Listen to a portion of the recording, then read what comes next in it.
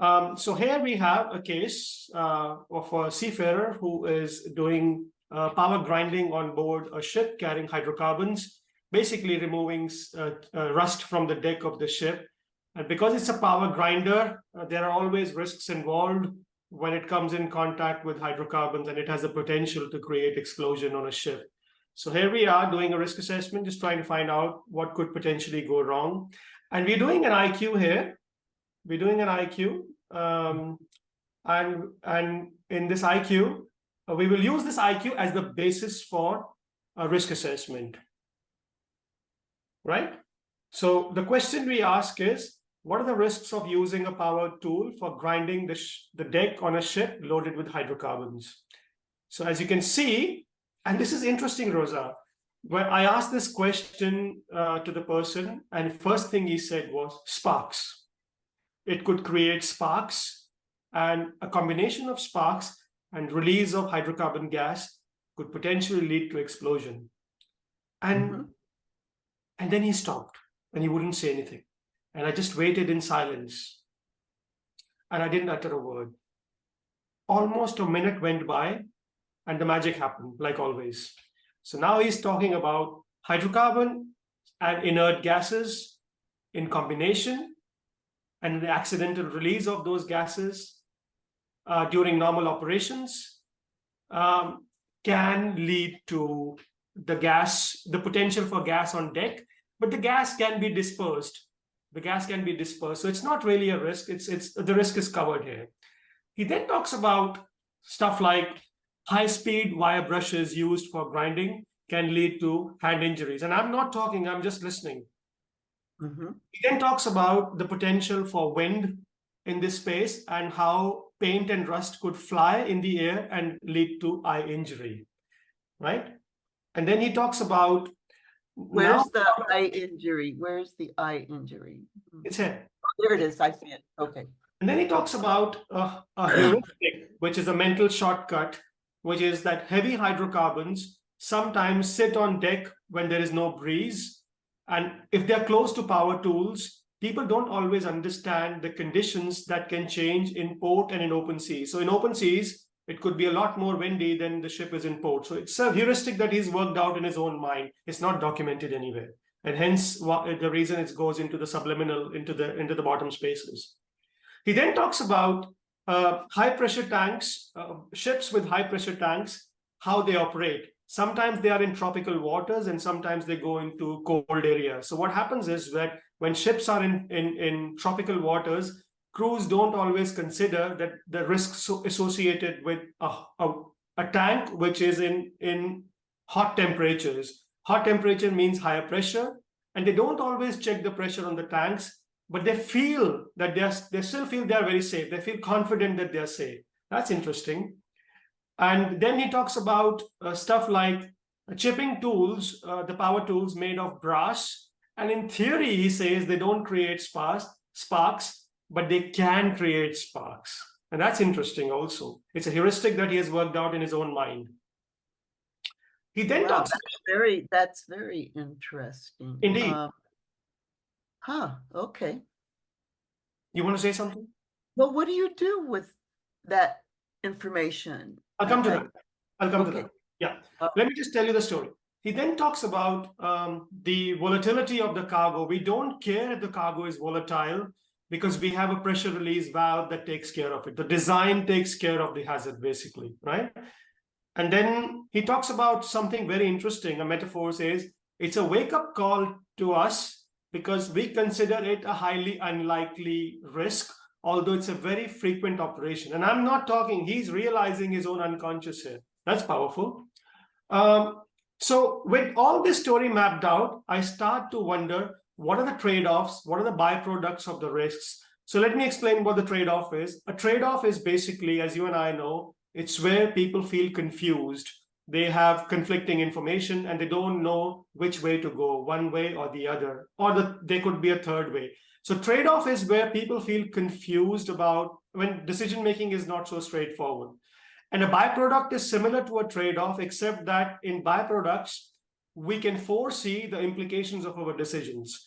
And the point is that whether we use forms and checklists, or we use the current day tools, they don't quite allow us to lay down or to visualize those trade-offs and byproducts, because it's all done in forms and the assumptions are always buried underneath the form. So when you put something in the open like this, you start to visualize where are those trade-offs and byproducts. So here's one where he says that in theory, the tools don't create spark, but they actually do. They can create spark, right? And then people are confident that they are safe, even though they haven't checked the tank pressure. Now that's interesting. So what is the basis for this confidence, right? People are confident that they are safe, even though they haven't understood that the conditions can change in port and in open seas. That's all those things become so much more visible in a semiotic or a visual method like this, which we tend to take for granted in usual methods. Now the question is, let's talk about the orthodox view of safety and how things are usually done. So in an orthodox view, in the traditional way of looking at things, you have hazards in one place and you have risk mitigation measures in the other place. So you go component by component, highlighting what sort of hazards you see and what could be the implications and what risk mitigation measures are in place in components, right? So you have a spark and you have spark arrested, certified equipment, testing of equipment, correct PPE, personal protective equipment, and so on. And then for incorrect power tools, you could look at your process control for purchase, you make sure that you use certified equipment, you do a supplier audit, and so on. And then you have hydrocarbons on deck, and the way to ensure that risk is mitigated is having gas detection systems. People are trained in the use of fire detection systems. You have fire extinguishing systems. You have emergency plans, emergency drills, contingency plans in place. So you just go through it one by one. That's the traditional way of doing it. So in iCue, the question we ask is not what hazards and mitigations, but by looking at the visual board, we ask the question, what have we learned through the iCue mapping? So one of the things that came to us was that brass brushes can create sparks even when the equipment is certified as safe. That's the tacit knowledge, that's the implicit knowledge that we are tapping in now through this visual exercise, right? We don't always consider variation in tank pressure when the ship moves into different temperature zones. That's also something tacit that just floated up now. We don't always consider the wind conditions in port and at open sea when we use power tools on deck. Again, something which is hidden and known to some people who are doing this exercise, maybe not to everyone. So now this knowledge is becoming more, implicit is becoming more explicit. We rely on pressure release valves when the cargo is volatile, and we come to some sort of an agreement that there are always unknown risks and hazards in any risk assessment. Now, this is the important bit, which I believe we should all do in iCue, and we don't always do it, which is, okay, now that we understand what we have learned, what sort of action should we put in place? So some things like discuss the factors that may affect the likeliness of ignition during the use of power tool. Do not rely on certification alone. Encourage people to share their experiences. Discuss how ship's location may affect the increased level of hydrocarbon on deck. Discuss how the changes in temperature may affect the tank pressure. Check the proper functioning of pressure release valve before the start of operation. Always begin toolbox talk with asking people if they feel safe and confident with the mitigation measures in place before starting the activity. But the more important question is, why do they actually feel confident? And that's where it all starts to float up. And last but not the least, I think the most important thing is, these things can still be achieved if we did a good, thorough risk assessment, if we allowed people to speak and we really documented this in Excel sheets or whatever really well. What I find interesting, Rosa, is as you look at this visual display and you ask the question, okay, guys, we have 5 of us here. What do you think could go wrong by looking at this risk assessment? And this is the power of a visual method where you can actually start to put 1 and 1 together as 11. So you have equipment that ideally should not create sparks, but it actually does in practice. You have high pressure tanks, and you know that when the ship goes into tropical waters, the temperature of the tanks would rise. And you have a situation here where pressure in the tanks could be higher than you imagine. You could have a change in conditions because of the wind, which could change anytime. You're relying on the pressure release valve, and you don't even know whether the pressure release valve is being tested when it was tested, whether it's working or not, and yet your people feel so safe and confident. Yes. What is the basis for this confidence when we put everything together? And I think just having this conversation alone goes back to the idea that we call it a what if exercise, is that accept that not all risks can be managed at the start of the operation, even when the checklist is completed and permit to work systems are signed off, and go in the field after finishing the paperwork with the mindset that you can never manage all the risks. It can only be tackled on the go. And I think that is the key to it, that in iCue, what you see is at the end of the process, it's not about the certainty that the risk has been managed, it's the humility that no matter how hard we try, we will never know everything. And I think that, in my view, is what makes organizations mindful, makes people look after each other, take care of each other, and always have that doubt in mind that we can never know what lies ahead. And that's the key to risk and safety. So I'll just stop here, and maybe you can ask questions, Rosa. I do. I have questions. One is, when you ask the question of why you feel confident, what kinds of answers do you get? So we don't always say, why don't you feel confident? The best way to say is that, why do you feel confident? yeah, so I'm coming to that. So the best way to say that is, on a scale of 1 to 5 or 1 to 10, how confident do you feel? Okay. And most people will tell you 7, 8, 9, and we got to be careful of that. And the question to ask is, what makes you so confident? What is the basis of this confidence? And I think this is where people start to realize that maybe that confidence is not always well-founded. What kinds of answers do people give as the basis for their confidence? Most of the times it's that I've done training. I know how this equipment works. I have been on this ship or in this site for that long. I've seen it. I've done it all. Okay, And yeah, I've that's been doing it for a long time, yeah. yes. Okay, then over on that, on the, go back to your iCue where you found the cycle there. Now, that's all very significant, but do the participants put that together, or did you put that together, the connections? So you need a good facilitator in this instance. The facilitator's role is not to put things together. It mostly comes from people who can visualize it. You just stay there and watch the reaction from people. One by one, they will start to see things, how they come together. So you did not. So what you are showing me here now, is this an actual iCue that you did with the team? That's right. Yes. Okay. And so how was that identified, that people are confident even though they don't know the conditions can change? And then anyway, that whole cycle, which is so powerful, they put that together, the participants. Your job is not to utter a word. Your job is just to make sure that people stay focused on the exercise. And I I'm very think impressed. How long did this take? How long? 20 minutes about. Really? Well, that's very impressive, Nippin. It's To also achieve that in 20 minutes, that's amazing. indeed, and we also did a management of change process. We looked at a technical incident, and the same thing follows. Exactly the same thing. What triggers people's imagination is a visual method, is their own words that they speak. And I think if we create that space, what we are doing is we are trusting people and their unconscious to float up. We're not anything. I mean, the beauty of all this, Rosa, what I find very, very powerful is that appreciate things that you never asked for.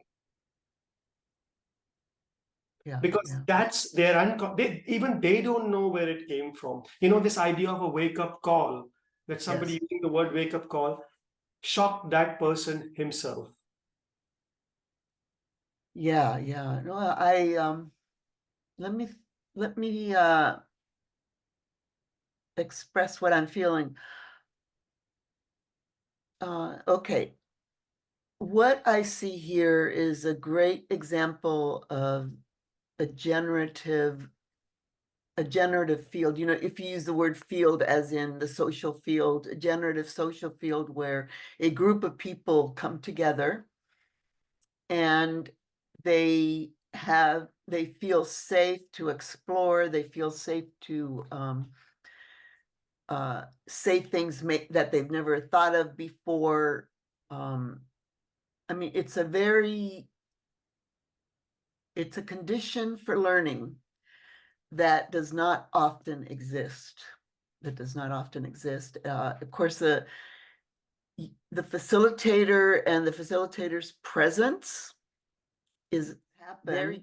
They're usually they take a long time. 20 minutes is astounding. So I have to credit that to your presence, your who you are and your presence in the group. How do we teach people that to tap into that? I think, Rosa, if you ask me the question, the important thing is just leave it very open. I find questions like, what would you like to share? Where would you like to begin? What have you learned from this experience? I think those kind of questions, if you feel that embodied resonance, it doesn't take very long for the person to get into that mode of speaking. The other thing, Rosa, is that, and this is a conversation I've had before with other people, that some people would tell you that most people in position of who are very experienced love to talk. They love to talk, and nothing stops them. So I don't see that as something extraordinary, and I accept that point. But my point really is that yes, people will talk, but only once. If they don't see the trust, if they don't see the reciprocity, they will not tell you anything again. So it depends what you do with this information is very, very important, I think. Okay. What I'm trying to do, Nippin, is try to break down so that so I can learn from it, but you can also teach others, because what happened here is it's going to be a complete mystery to most people.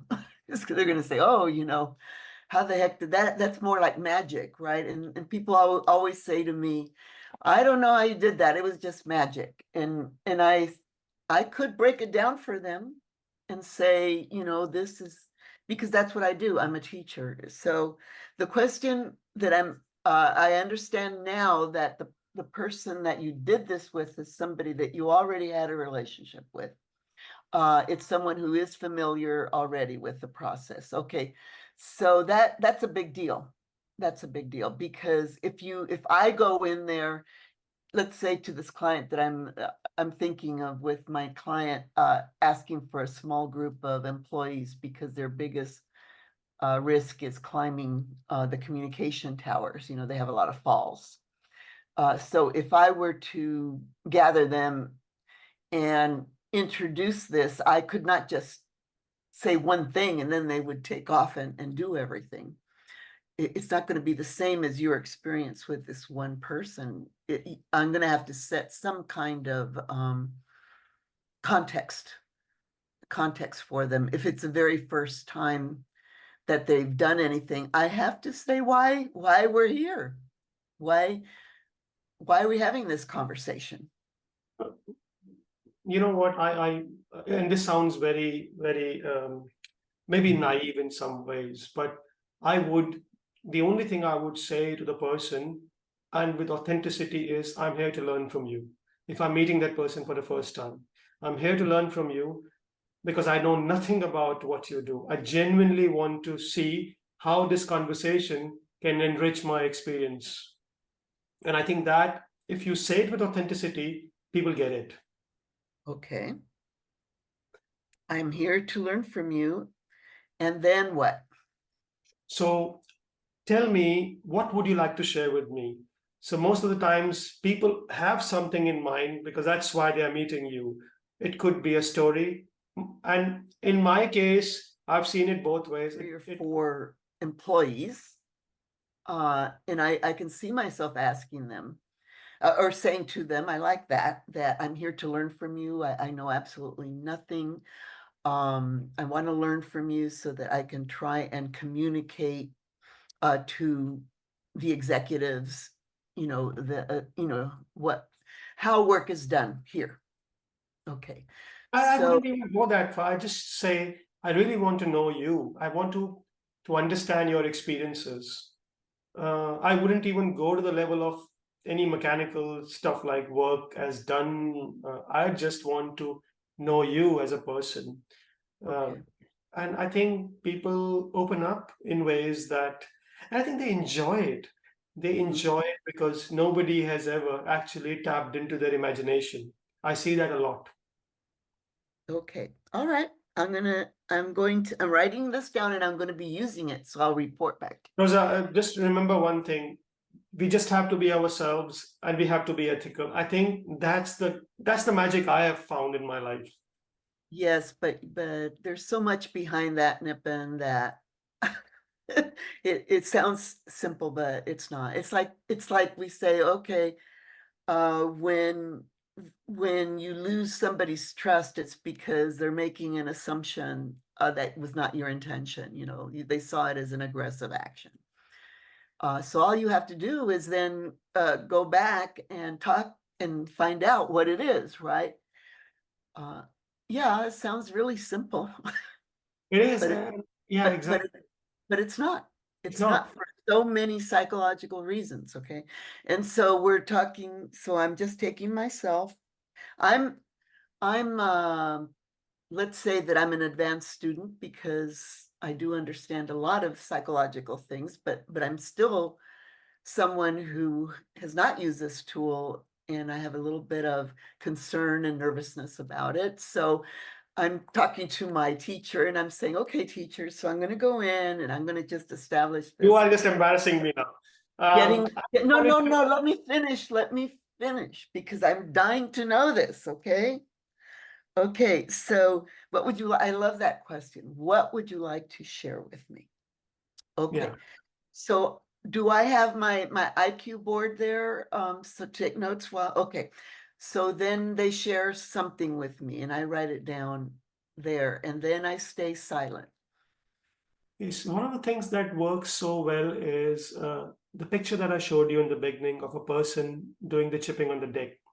If you can have that picture on the whiteboard somewhere, what it does is it unconsciously communicates with the person. So it's a very good way to prime people that what this discussion is about. But it always makes sure that that picture, as much as possible, is not a mechanical picture. It involves a person. I Okay, always, I know just the picture to use because the guy's up on the cherry picker and he's using his bare hands to move a piece of equipment that could crush his hands. But indeed, they're doing it. indeed. So I have that photo. I could just show it then.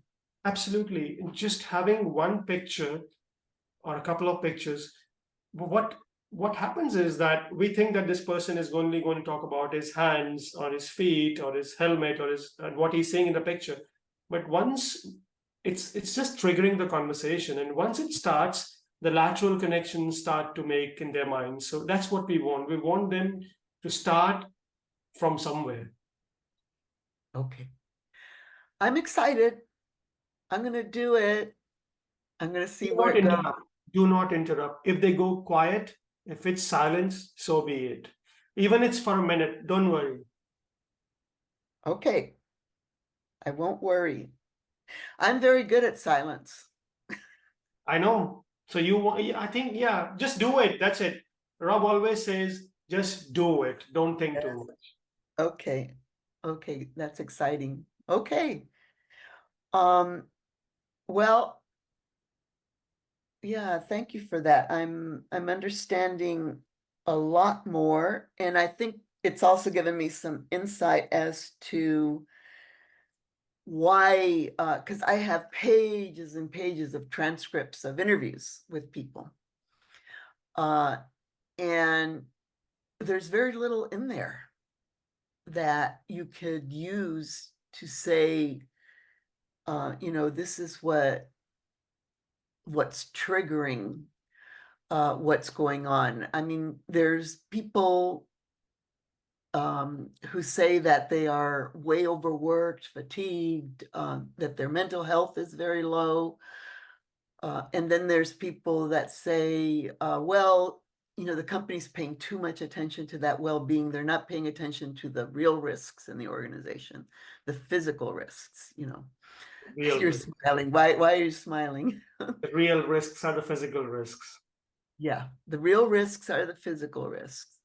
So, what are your thoughts on that? I would love to have your thoughts on that. The real risks are the physical risks. Yeah, I mean, you said that, so I'm just repeating what you said, but it's always intrigued me how we see what are the real risks. Something that is tangible, something that can be measured, something that I can observe, I can see, I can put my hands on. And I think it's very interesting because most of the times the real risks start from a completely different place, uh, which is from the hearts and minds of people. And I had this conversation with even with Greg when I was in Australia. I said, I wonder how somebody who is not in the right frame of mind, maybe because his mother is sick or he's been sexually abused on board a ship, and he comes into the control room of a ship carrying tons and tons of hydrocarbons and transiting a very high risk area. How do you explain what is the real risk here? And I think this is where the knowledge of workspace, headspace, and group space really helps. Because when you become risk mature, when you really start to pay attention to the language, the gestures, the metaphors, the narratives, you start to value when you become culturally intelligent. And this is something we'll talk about in London. When you become culturally intelligent, you shift your focus. Of course, you never let go of the focus of the physical space, but you become a lot more cognizant about the risks that could very well be in the headspace, which is the psychological as well as in the cultural space. I think seeing them in balance, and even I would say even starting off with um, in risk maturity, starting off with group space and headspace, which is psychological and cultural issues, is a much better way um, for both for due diligence but also for proactive risk management. Now, I think the real value of an exercise like this lies in day-to-day working, lies in day-to-day interactions. That how many people come as whole people when they turn to work? A pregnant mom, a person who is going through all sort of issues because his son is not doing well in the school. We all bring our baggages, and what a method like iCue does is that it floats those things up. It brings those things up. And you create a lot more trust because there's no way that person is going to give you his tacit, implicit knowledge that he holds at 20, 30 years of experience if it's blocked by those kind of mental issues that all of us face all the time. Yes. It's what Gabor Mate says, or Professor Van de Kolk says, that is that trauma with a small t that we all carry with us every moment. So if we have a conversation where you can assure the other person that no, this is not about blaming, this is really about learning from your experiences, people are willing to engage. And the first thing to do is get that lid off, that mask that we are all wearing, pretending that we are all okay, because we are not. We all bring our issues to work. Some are bigger than the other, but nevertheless, it's important to talk about it when we want to tap into the tacit knowledge of people. Mhm. Yeah, absolutely. Well, you bring up a good point. It's just that people react best when you have a concrete example that they can identify with, where you felt that political pressure, that peer group pressure.